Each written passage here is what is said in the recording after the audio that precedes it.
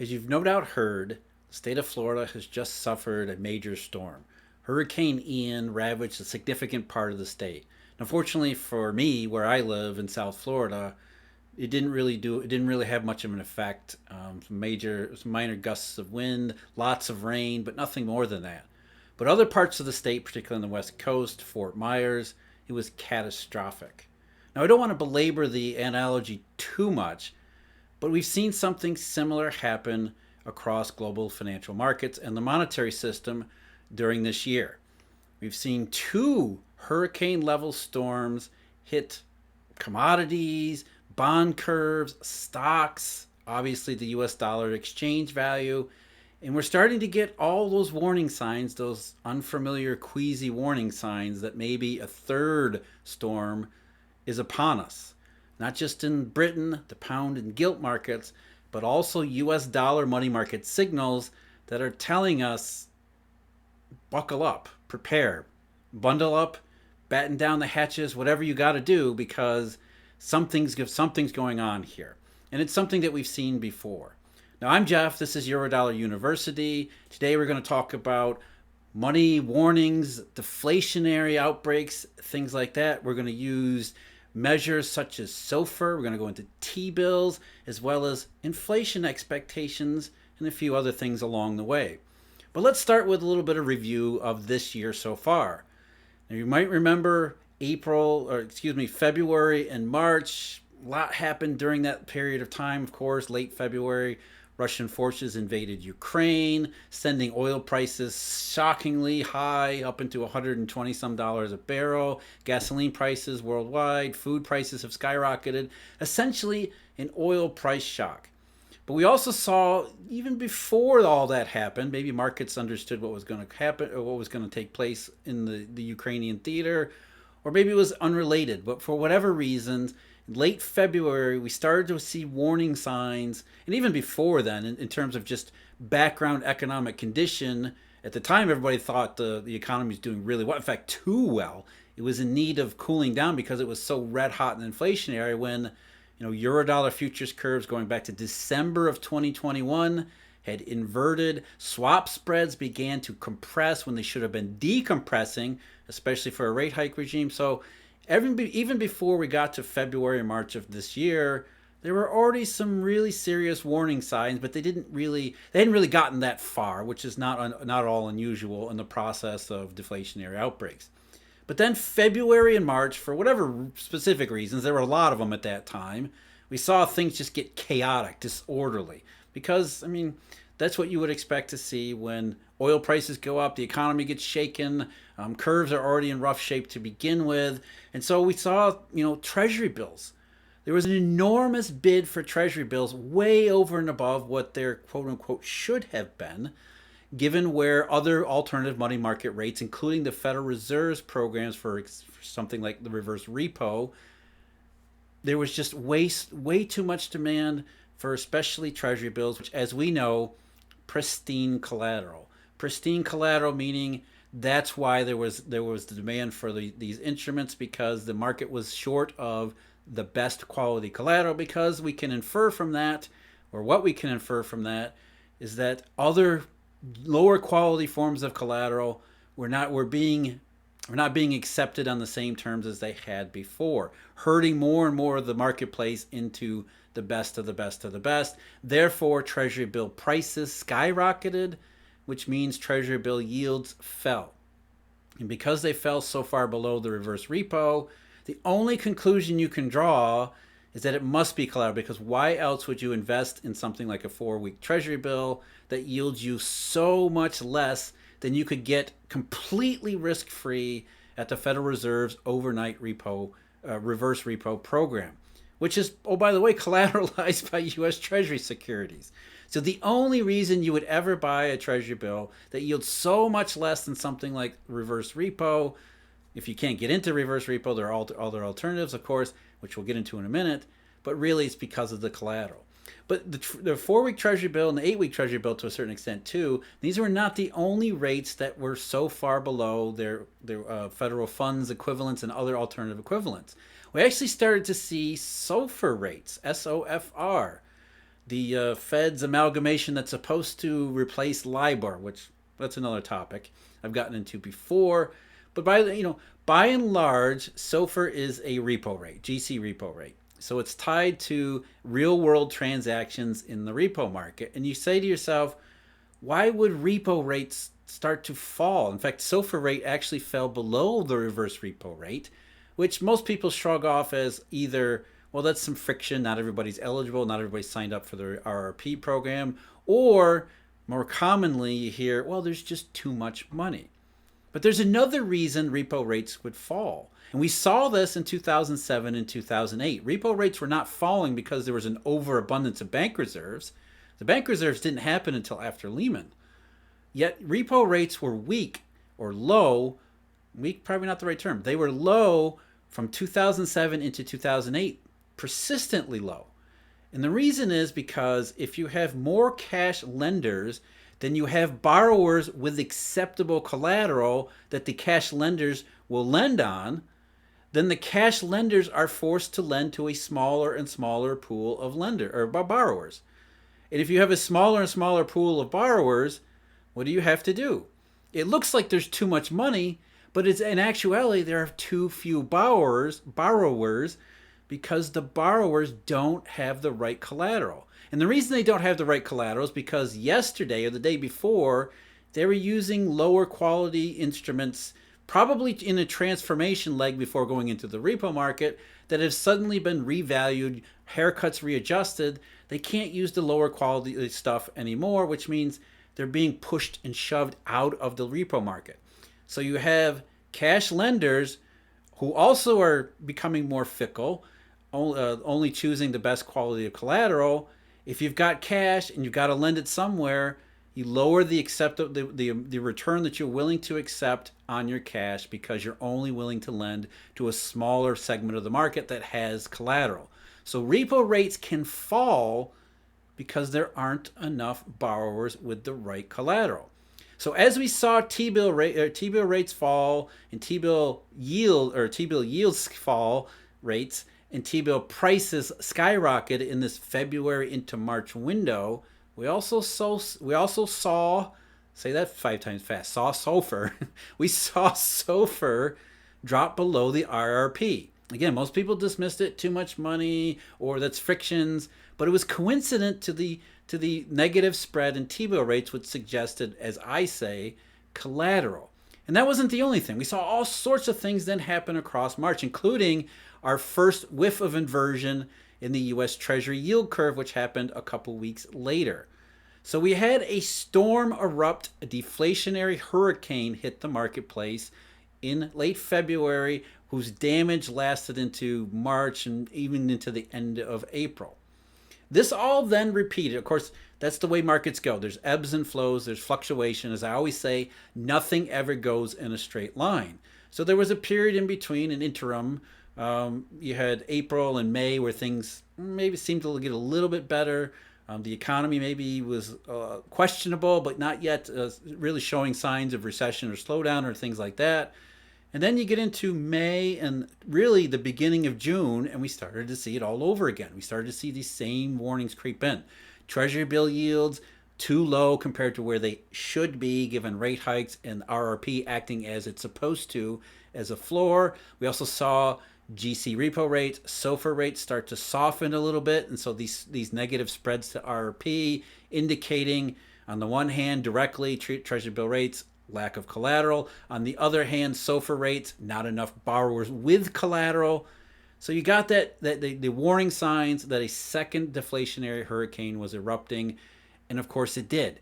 Mid-June, commodities crashed, the yield curves crashed, the Eurodollar futures inversion went nuclear, any number of things. The dollar spiked, all sorts of evidence for another deflationary wave or another deflationary storm that hit the system, the global system, mid-June into July.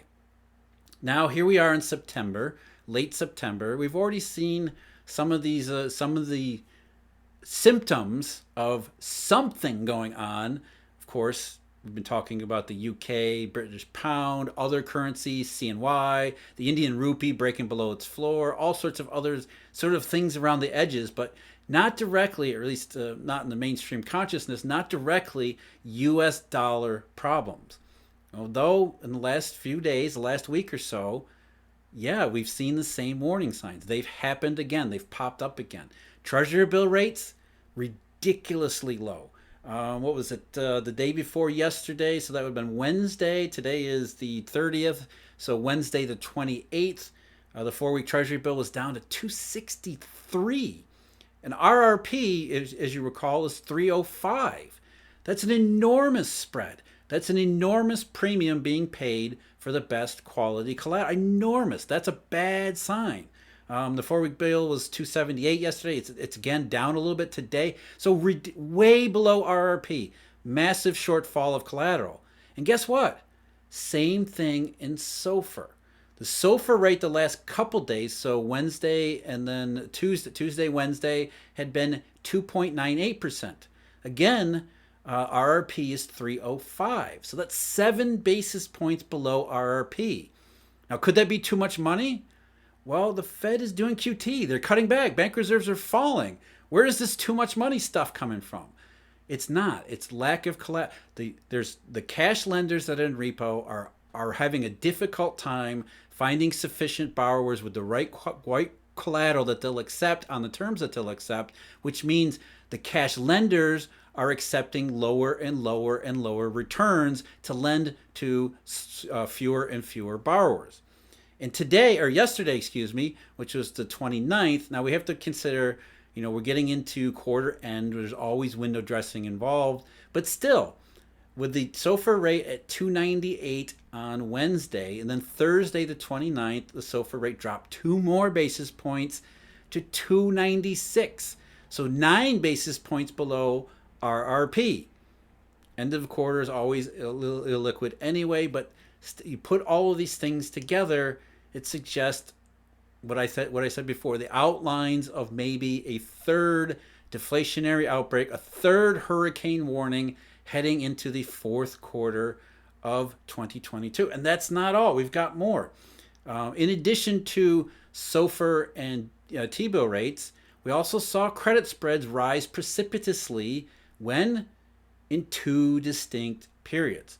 There was a spike in credit spreads starting late February into early March. Again, collateral indications, because if you have junk bonds that are losing their price, their prices are falling far more than other bonds of better quality issue, that's an indication of not just fear, but also illiquidity in those marketplaces. And illiquidity in any kind of junk bond, Eurobond, whatever it might be, that's the death knell in repo.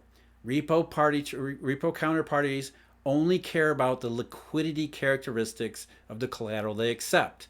So if you see junk bond spreads blow out or Eurobond spreads blow out, as they had in February and March, and again, of course, June into July, that's also another collateral warning. So credit spreads rising, you've got T-bill rates falling, SOFR rates falling, collateral, collateral, collateral. The 3 C's right there.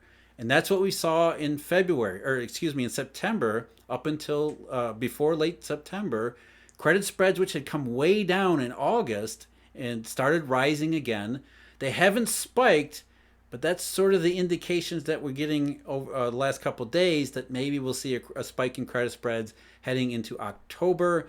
And of course, there's all sorts of other things to consider too, as well as starting with the US dollar's exchange value, what that tells us about everything, particularly against CNY and China. As we know from recent history in particular, Golden Week in China, the national holidays coming up, that's always been a chaotic period of time for various reasons. Don't have time to get into here. Maybe that's worth spending a video on. But there's an enormous amount of uncertainty. There's all sorts of deflationary indications widespread throughout the US dollar system, not just the currencies around the rest of the world, not just the gilt market or something like that. Here we are, deep in the heart of the Eurodollar, looking at all sorts of things we don't want to see. And that has led to, yesterday, a dramatic decline in another part of the marketplace, inflation protection, TIPS. TIPS break-evens are market-based inflation expectations. And yesterday, the 5-year TIPS break-even rate, which is the difference between the nominal, quote-unquote, real yield on the TIPS and the same maturity U.S. Treasury nominal yield. The difference there is a measure of the inflation expectation. Relatively speaking, you don't take it literally. It's called an inflation break-even. The 5-year break-even, which had skyrocketed up until March because of obvious reasons, oil prices in particular, because inflation break-evens tend to match oil prices relatively closely because oil is a key ingredient in CPIs. And as you recall, CPIs are the mechanism by which the government pays inflation protection into TIPS. But TIPS break-evens, especially the 5-year, dropped to yesterday. It was, I think, 2.18, 2.17, which was the lowest since January of 2021. The 10-year break-even fell too. And actually, the 5-year break-even fell lower than the 10-year break-even for the first time since January 8th of 2021. So over a year and a half during this transitory inflationary period, as it's turning out, TIPS break-evens have, especially in this year, followed closely along with these deflationary hurricanes. You saw a big drop in the middle of March, another big drop coincident to June and July, and now we see another big drop in inflation expectations, market-based inflation expectations in late September. And today even, I think they're down a couple basis points more, which suggests, I think, 215, 216. Again, lowest since January of 2021, even though oil prices haven't come down nearly as much as the break-evens have, all of which suggests the market is preparing for, as I said, transitory inflation to become a reality because it was never inflation. Now that we have outbreaks of deflationary money, one after another, not to mention growing warning signs across the global economy of not just recession, but perhaps the worst kinds of recession, not just in terms of the potential depth of it, but also potentially prolonging the recession.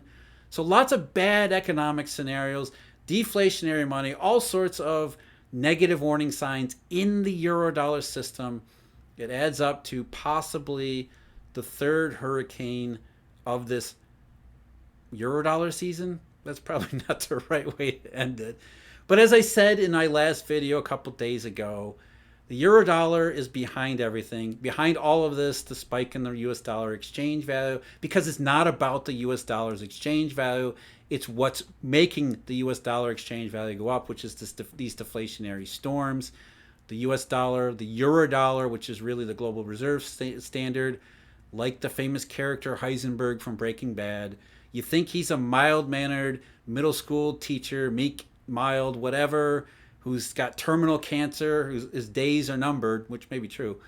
But he is no mild, the Eurodollar is no mild-mannered, meek, whatever.